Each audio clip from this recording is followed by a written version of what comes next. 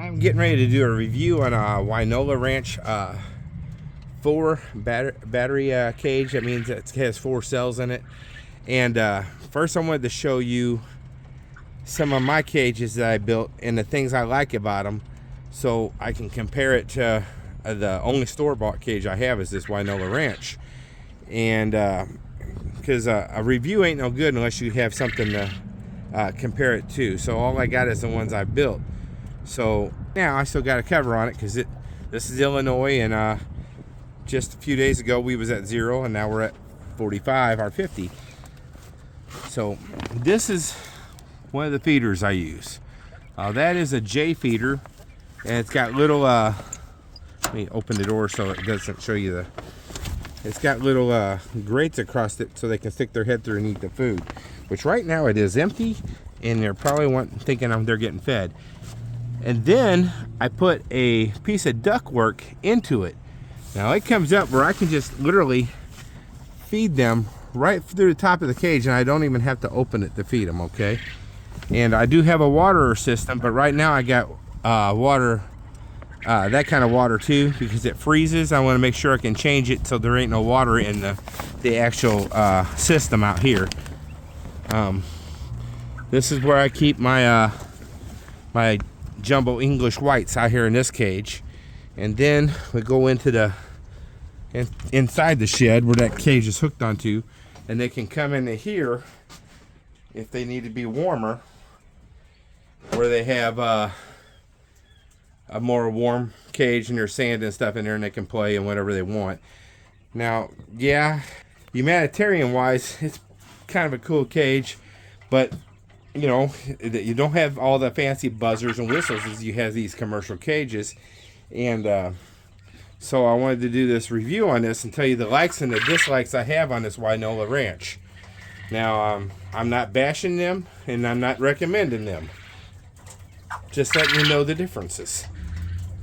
So this is a 4 battery cage, and I did just clean it a couple days ago, but it needs cleaned again.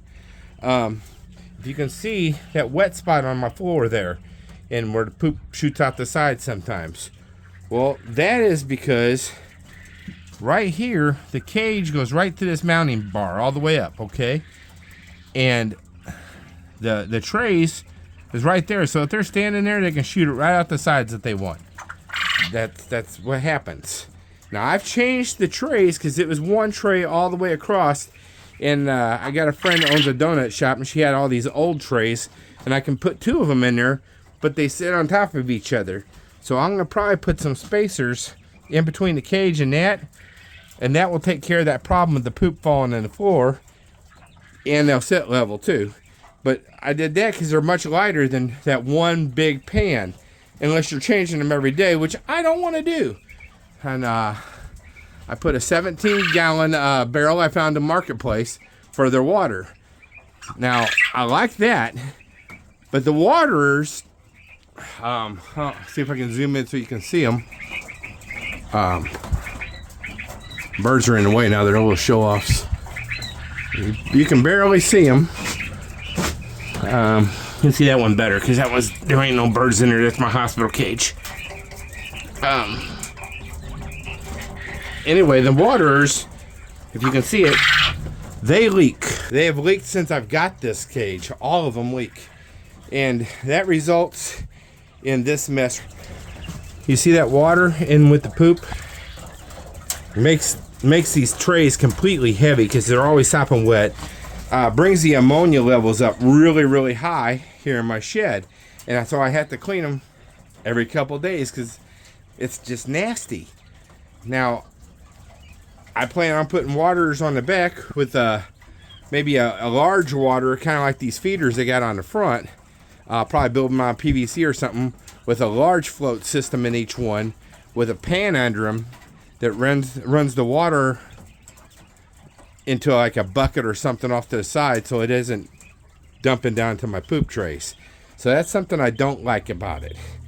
Another thing I don't really like about it is the feeders, because unlike the ones that I've built out of the J feeders,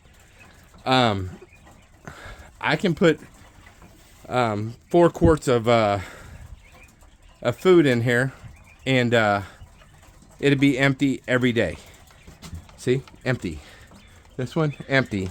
This one, just about empty. That one's got a lot because it's just a hospital cage down there, and I only got 2 birds in it right now. So they go through the food like crazy, and they make a lot of mess. You can see there's a lot of food in the poop trays. And so I'm throwing away money every time that happens.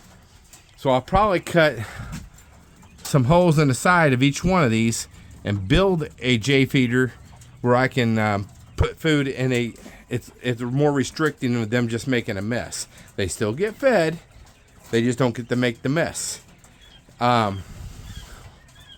Things I do like about it. I love the rollout it's got, okay? I do. And unlike a cage that I got outside, not the one I just showed you, but another one, I built one with a rollout, and it would have worked fine, except for I built a sandbox on the side of it, and they like to go in there to lay their eggs, so the rollout was just, basically, I thought it was going to be great. It's the first cage I built, and I didn't realize that it was just not going to be used. I like the little doors like this. So if this is a little lock. If I don't remember to lock it, I don't like it. But if it's unlocked, you know, usually I can, well, most of the time they'll stay up. That one didn't just now, but let's see if this one will. These little guys are getting on my nerves already, though. Well, today it's not gonna cooperate. But getting the birds in and out of there is not very hard. It only goes back like 20 inches, so I can reach all the way to the back. I know you think, you know, wider's better. Only, yeah, wider is better as far as giving your birds more room. But if you have to reach in the back because an egg got stuck, or if you have to reach in the back because a bird got killed, it's kind of hard. So I would think if the stands on the side had a little space between the cages, and I could put 2 trays under there instead of 1, that would probably be the perfect for the size.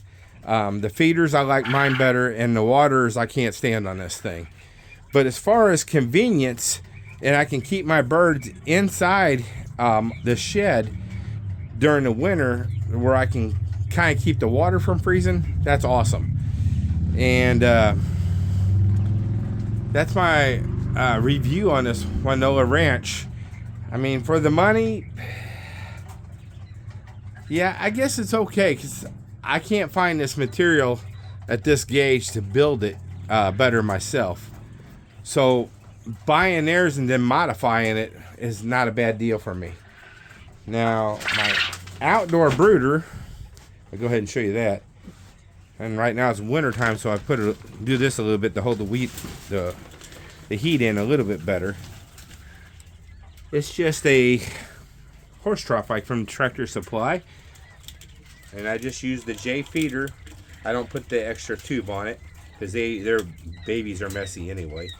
And just regular water in there, and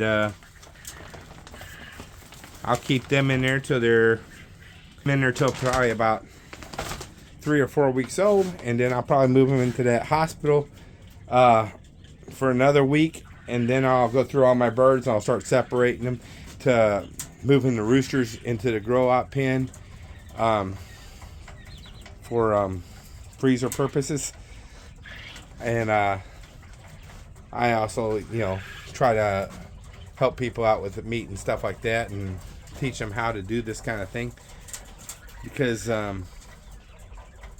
just like we have already realized we need to start producing some of our own food and getting healthier food and everything like that, we probably should be teaching other people the same thing, because, you know, we can't depend on anybody else. You can only depend on yourself. I mean, I know you can depend on God, but, you know, we don't always know what His plan is. He lets us go through some stuff sometimes because of our stupidity of not being prepared. Anyway, we are all in this together, and I am pulling for you. I hope you like the review.